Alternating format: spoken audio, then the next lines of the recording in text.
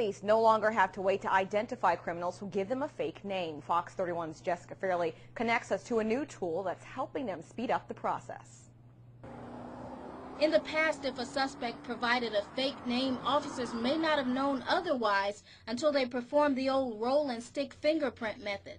But with a new RAPID ID device, this issue is resolved on site. It's used as a way to identify individuals on scene when they don't have any identification on them, and the officers need to know on scene who they are. The tool is used in conjunction with an officer's normal process of identifying a suspect. A person's fingerprints are scanned and run through a statewide and national database. That information can be obtained if there's probable cause to believe the person has been involved with the crime, and it is just part of the information and identifying information that's gathered, like photographs. If a suspect has a documented history, that information pops up along with a picture. It's been tested on me this morning, so it does come up fairly quickly. Within 2 minutes, officers can name their suspect. The device is not only used to identify those who provide false information, but it's also used on crime scenes. The traffic unit has utilized the devices in vehicular homicide cases when they can't locate the ID or the driver's license of an individual that has been involved in such a fatality. The RAPID ID devices purchased through grant funds have been in use for a year. Albany police officials say the new tool is just another way for officers to effectively and efficiently do their jobs while out on the streets. Jessica Fairley, Fox 31 News.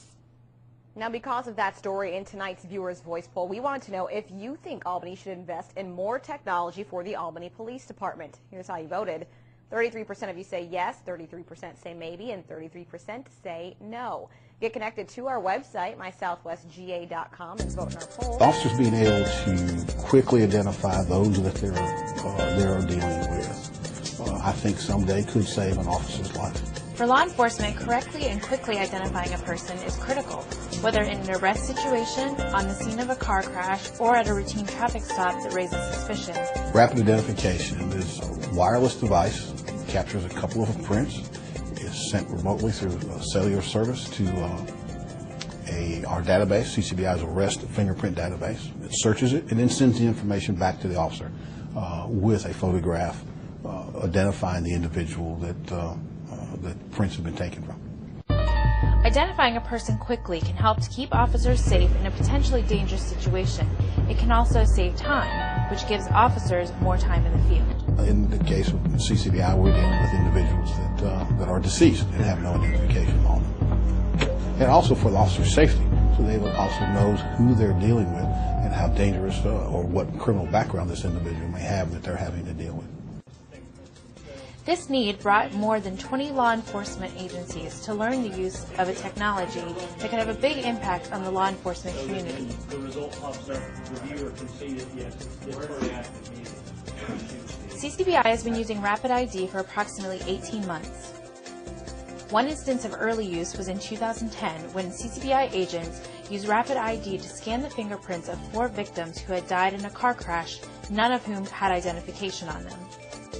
Well, it's an efficient way for identification to be made out in the field. It would take hours to identify them. Now, we can do it within 15 seconds. The device is tethered to a laptop wirelessly. Andy Parker is a CCBI agent who showed other law enforcement officers how to use RAPID ID. 20 agencies that participated in the training today and are getting devices issued to them or given to them to put out into the field. Their devices were purchased with a federal grant, which also built the infrastructure, that money did, to support many other devices that other agencies can use.